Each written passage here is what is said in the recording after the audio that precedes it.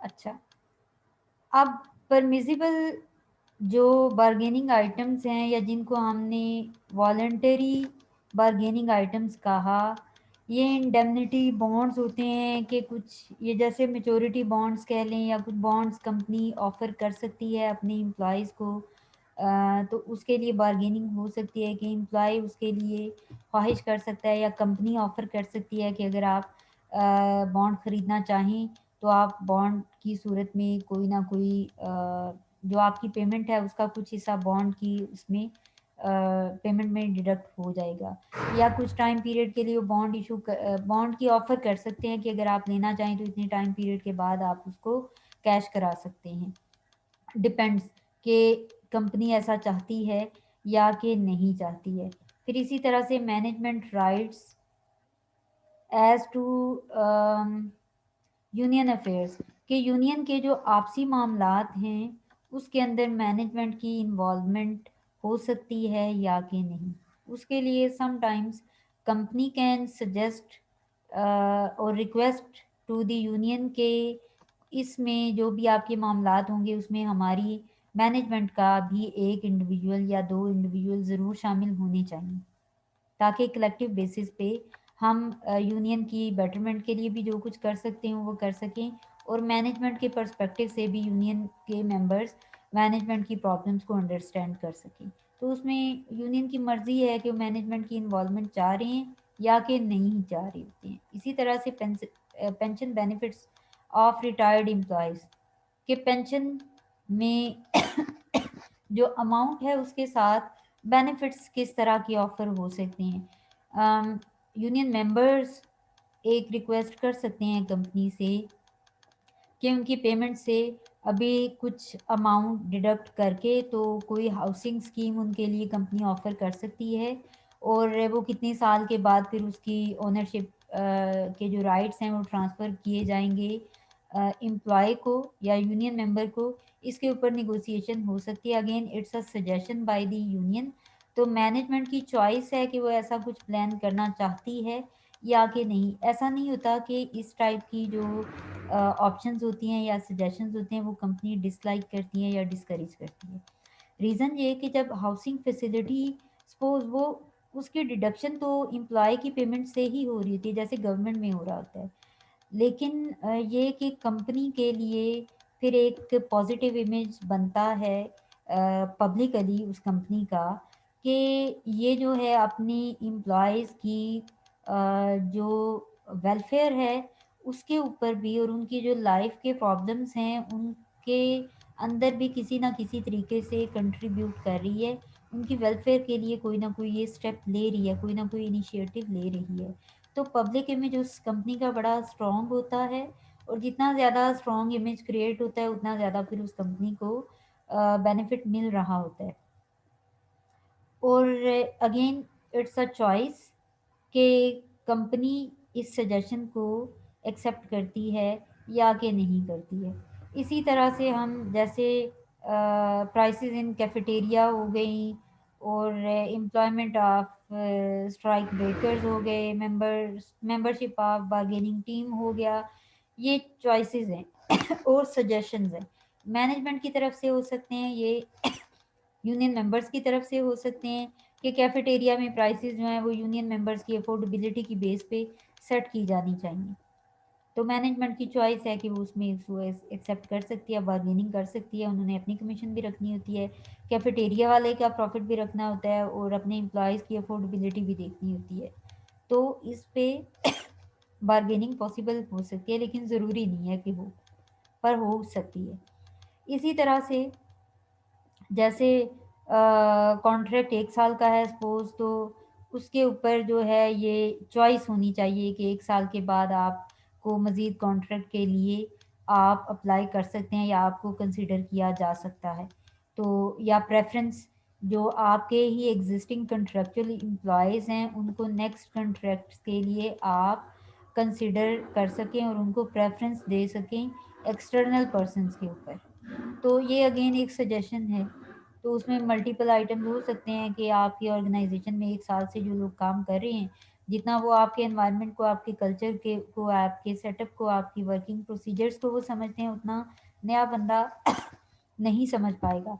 तो नए बंदे का जो ओरिएंटेशन, सोशलाइजेशन और ट्रेनिंग का टाइम पीरियड है और जो कॉस्ट आएगी उसके ऊपर, वो आपकी बच जाएगी। तो इसलिए आपको यूनियन मेंबर्स को प्रेफरेंस देनी चाहिए। तो यस, मैनेजमेंट इससे कन्विंस हो सकती है।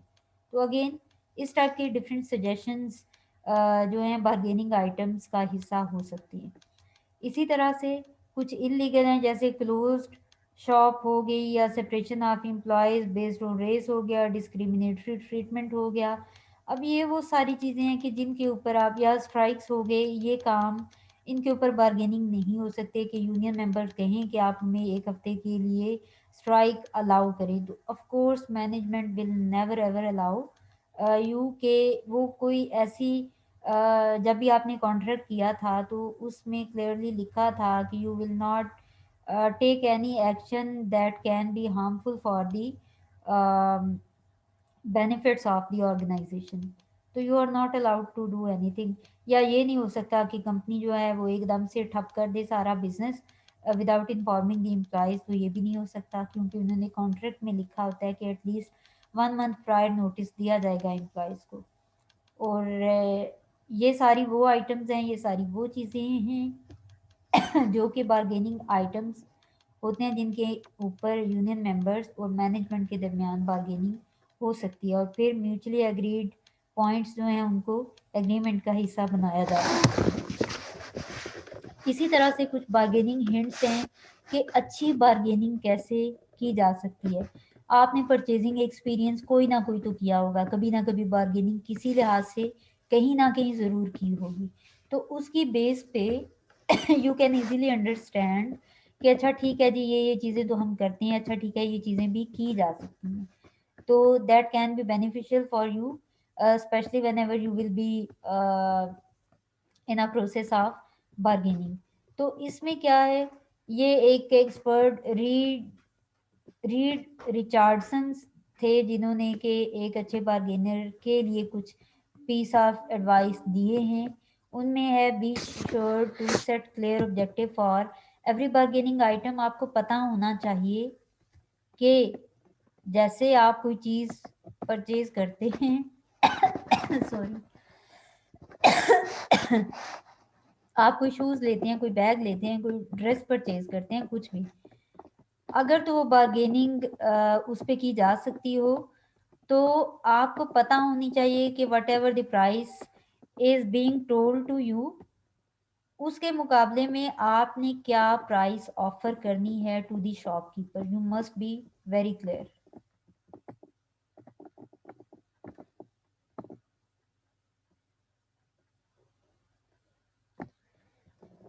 तो इसमें क्या होगा कि क्लियर ऑब्जेक्टिव आपके अंदर, जब आपको पता हो कि ठीक है ये ड्यूटीज़ मैंने करनी है, तो इस हिसाब से मेरा पर आवर रेट मुझे कितना पे किया जाना चाहिए, आपको पता होना चाहिए। एक तो वो रेट होगा या सैलरी वो होगी जो कि मैनेजमेंट आपको ऑफर करेगी कि इस जॉब के 6 घंटे आपको यहाँ पे पढ़ाना पड़ेंगे, इतने सब्जेक्ट्स होंगे और उनके अंदर ये एक्टिविटीज़ आपको परफॉर्म करना पड़ेंगी। सारी डिटेल बताने के बाद बताया जाएगा कि आपको जो अमाउंट पे की जाएगी मंथली बेसिस पे वो ये होगी। तो फिर आप अंदाज़ा, आपके माइंड में एक फिक्स अमाउंट होनी चाहिए कि नहीं, कम से कम इतनी अमाउंट तो इसके अगेंस्ट मुझे पे की जानी चाहिए। You must be very clear. अगर आप क्लियर नहीं होंगे तो आप अच्छे बार्गेनर नहीं हो सकते हैं। और इसमें आपको वजह भी पता होनी चाहिए। If you are demanding a higher pay, तो यू मस्ट अंडरस्टैंड कि what are the major reasons जिनकी वजह से आपको लगता है कि ये कम पे है। आप बता सकते हैं कि इसके अंदर ये चीज़ें भी करनी पड़ेंगी, तो उसके लिए ये पे कम है। ठीक है। इसी तरह से डू नॉट हरी, कभी भी जल्दी मत मचाएं, क्योंकि जल्दी जब आप मचाते हैं that means you are not a good bargainer. तो इसलिए कूल एंड काम तरीके से आप बार्गेनिंग करें। व्हेन इन डाउट, फिर आपने क्या करना है कि ठीक है, अगर तो you are doubtful about the situation, about the salary, about the working hours, आपको नहीं पता है, फिर आपने क्या करना है, जो आपके साथी एम्प्लॉयज़ हैं आपने उनका साथ देना है, whatever they are demanding for. जैसे लेबर यूनियन है, एक अगर सपोज प्रेसिडेंट है, he is not well aware of कि इस जॉब के लिए कितनी सूटेबल एक जो या हैंडसम अमाउंट है, पे पैकेज है, वो क्या होना चाहिए, अगर उसको नहीं पता तो उसको फिर चाहिए कि बाकी एम्प्लॉय जो रेट बता रहे हैं, जो सैलरी बता रहे हैं, जो पैकेज बता रहे हैं, वो उनकी हाँ में हाँ मिलाए, वो भी वही बात करे। अगर उसको उस चीज़ के बारे में कोई डाउट है या प्रॉपर इंफॉर्मेशन नहीं है, तो फिर वो अपने साथियों का साथ दे। उसके बाद क्या है कि वो अपनी पोजीशन देखे कि उस ऑर्गेनाइजेशन के अंदर, उस फर्म के अंदर उस एम्प्लॉय की पोजीशन क्या है। उसकी बेस पे फिर उसको पता होगा कि वो बार्गेनिंग किस तरीके से कर सकता है। इसी तरह से strive to keep some flexibility in your position. थोड़ी सी फ्लेक्सिबिलिटी अगर, तो एक जैसे 40,000 अगर आपको कंपनी पे करती है, वो ऑफर करती है कि ये जॉब ड्यूटीज़ के एवज आपको 40,000 पे किया जाएगा, तो आपको पता होना चाहिए कि नहीं, एटलीस्ट 50,000 होना चाहिए। और 50,000 अगर ना भी हो तो फिर आपके माइंड में होना चाहिए कि चलो अगर ये 50 नहीं भी करते तो 45 से कम तो किसी सूरत में, 45 टू 50 आपने मार्जिन रखा हुआ है, आपने फ्लेक्सिबिलिटी रखी हुई है। तो फ्लेक्सिबिलिटी शो करना ज़रूरी होता है, ताकि जो नेक्स्ट पार्टी है, जो मैनेजमेंट है, उनको ये एक इमेज जाए कि आप इतने स्टबर्न नेचर्ड नहीं हैं, आप उनकी प्रॉब्लम्स को भी अंडरस्टैंड करते हैं या उनको फेवर दे रहे हैं। इसी तरह से don't concern your self just with what the other party says. जो वो कह रहे हैं सिर्फ ये नहीं कि उसको भी बस आप चुपचाप मान लें, ऐसा भी नहीं होना चाहिए। वो भी आपका एक एज अ बार्गेनर आपका वीक पॉइंट होता है। हर पॉइंट के ऊपर यू मस्ट बार्गेन, और बार्गेनिंग का लेवल फिर आप डिफरेंट कर सकते हैं। Respect the importance of face saving for the other party, की अगली पार्टी सपोज मैनेजमेंट है, उनके जो फ्लॉज हैं, उनके जो ड्रॉबैक्स हैं, उनको हाईलाइट करने की ज़रूरत नहीं है, ना उनको उस पोजीशन में डालें कि वो अपनी मजबूरियां जाहिर करें कि हमारे तो फंड्स का बहुत ही ज़्यादा इशू है। तो फेस सेविंग जो है वो ज़रूर मेंटेन रखें। इसके साथ साथ जो दूसरी पार्टी की रियल इंटेंशंस हैं उनको ज़रूर समझें, और वो क्या चाहते हैं, अगली पार्टी क्या चाहती है, मैनेजमेंट क्या चाहती है, उसको देखें। Whenever you are engaging in a bargaining process, तो आइडिया हो जाता है कि सामने वाले में फ्लेक्सिबिलिटी है या कि नहीं है। प्लस ये कि उनकी प्रायोरिटीज़ क्या हैं। जैसे कोई प्रोडक्ट है, आप परचेज करना चाह रहे हैं, प्राइस पे बार्गेनिंग हो रही है, एक पॉइंट आता है कि आप समझ जाते हैं कि ये बेचना ही चाह रहा है हर सूरत, तो फिर आप बार्गेनिंग ज़्यादा कर देते हैं। जैसे कहा जाता है, I have no experience about it, कि शाम में जो पेरिशेबल गुड्स होती हैं, जो ख़राब हो सकती हैं, सब्जियां फ्रूट वगैरह, इनकी प्राइसेस कम हो जाती हैं। दैट मीन्स कि वो उस दिन के अंदर ताज़ा सब्जी हर सूरत बेचना चाह रहे होते हैं। तो इसलिए फिर अगर बार्गेनिंग की जाए तो कम अमाउंट में, कम प्राइस में वो आपको चीज़ बेच सकते हैं, क्योंकि उस वक्त उनकी जो मेन प्रायोरिटी होती है वो उस चीज़ को सेल आउट करना होता है। इसी तरह से बी अ गुड लिसनर, आप अगले की बात सुने भी समझें भी, ऐसा नहीं कि सिर्फ अपनी बात करते जाएं, उसके पॉइंट को आप अंडरस्टैंड नहीं कर रहे, उसको सुन नहीं रहे हैं। Build a reputation for being fair but firm, बात इस तरीके से करें जैसे कुछ शॉपकीपर्स ये बात करते हैं कि हमारी अपनी कुव्वते जो ये परचेजिंग प्राइस है वो इतनी है, तो इससे कम हम नहीं कर सकते, देखें इससे ऊपर हमने थोड़ा सा बस प्रॉफिट आपसे चार्ज कर रही। तो वो क्या है, they are trying to be fair but firm, कि हम इससे नीचे प्राइस क्यों नहीं कर रहे, क्योंकि हमारी ये मजबूरी है, हमने अपना प्रॉफिट मार्जिन भी रखना है, और हम लॉस में नहीं जाना चाह रहे। तो मैनेजमेंट भी और इसी तरह से लेबर यूनियन भी ये काम कर सकती है। Learn to control your emotions and use them as a tool, अपने इमोशंस को हाइपर एकदम से ना हो, पोलाइट रहें। अगर कहीं पे हाइपर या स्ट्रिक्टनेस अपने लहजे में, अपने एक्सेंट में लाना चाह रहे हैं, या अगर आपको कहीं पे कोई फेवर चाहिए मैनेजमेंट से, तो जैसे आपको लगता है कि मेरे घर में कोई बीमार है, शदीद बीमार है, और उसके लिए I need medical health facilities from the organisation, तो आप अपने इमोशंस को वहाँ पे यूज़ कर सकते हैं कि वो सिंपथेटिकली आपको फेवर दे दें, उसको एज अ टूल यूज़ करें। As you make each bargaining move, be sure you know its relationship to all other moves. अगर आप कहीं पे फ्लेक्सिबिलिटी किसी पॉइंट में शो करते हैं, तो फिर आपको पता होना चाहिए कि उसका इम्पैक्ट बाकी तमाम बार्गेनिंग आइटम्स के ऊपर क्या आएगा। फिर ये ना हो कि एक तरफ आप बार्गेनिंग करवा रहे हो एक आइटम पे और आपको पता ही ना चले दूसरे आइटम में मैनेजमेंट आपको वो बार्गेनिंग वाली कसर पूरी कर दे। जैसे शॉपकीपर्स अक्सर करते हैं, एक चीज़ की प्राइस में बार्गेनिंग करवाते हैं, दूसरी की प्राइस ही वो बहुत हाई बता देते हैं ताकि बार्गेनिंग के बाद वो ओरिजिनल प्राइस आपसे चार्ज कर सकें। तो इसी तरह से you must be very careful as a bargainer. Measure your move against your objective, कि आप 50% आपको अफोर्डेबल लग रहा है वो जॉब, तो फिर ठीक है 50,000 के लिए फिर आप whatever you are doing वो ऐसी हो कि वो 50,000 पे आपकी मैनेजमेंट को अग्री कर पाए। Remember that collective bargaining is compromise process, इसमें गिव एंड टेक वाली बात होगी। सारी की सारी शर्तें, सारी की सारी बातें, सारी की सारी आपकी पसंद की बार्गेनिंग्स नहीं हो पाएंगी, ठीक है। इसमें कुछ गिव एंड टेक वाली सिचुएशन रहेगी रहेगी। Try to understand people and their personalities. जब आप किसी को अंडरस्टैंड कर लेते हैं कि ठीक है इसको इमोशनली आपने ट्रिगर आउट करना है, तो आप इमोशनल गेम खेलेंगे। अगर आपको पता हो कि उसका बेनिफिट आपने इसमें दिखाना है, तो उसके बेनिफिट को दिखाएंगे, ठीक है। और अगर आप अपनी मजबूरी शो करना चाह रहे हैं, तो अकॉर्डिंगली अपनी मजबूरी शो करेंगे by understanding the personality of the other party.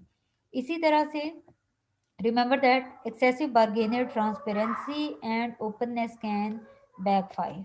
अगर आप ज़्यादा ही ओपन हो जाएंगे ऑनेस्टी से एक्चुअल चीज़ों के ऊपर, जब ये एक्चुअल डिमांड करेंगे, तो फिर लोग उस पर भी फेवर लेंगे, तो वो ट्रांसपेरेंट बार्गेनिंग नहीं रहेगी। तो उसके लिए बार्गेनर के अंदर ये स्किल होनी चाहिए कि वो इन आइटम्स के ऊपर ऐसी ऑफर दे कि जिसमें बार्गेनिंग की का एक कुछ परसेंटेज उसके अंदर हो सके, या अगर कोई बार्गेनिंग करे वो अज्यूम करे कि हमारा एम्प्लॉय या हमारे यूनियन मेंबर्स इसके ऊपर बार्गेनिंग करेंगे, तो बार्गेनिंग के बाद आपने कौन से पॉइंट्स के ऊपर कन्विंस करना है और कन्विंस होना है, ये चीज़ें प्री प्लान्ड होती हैं।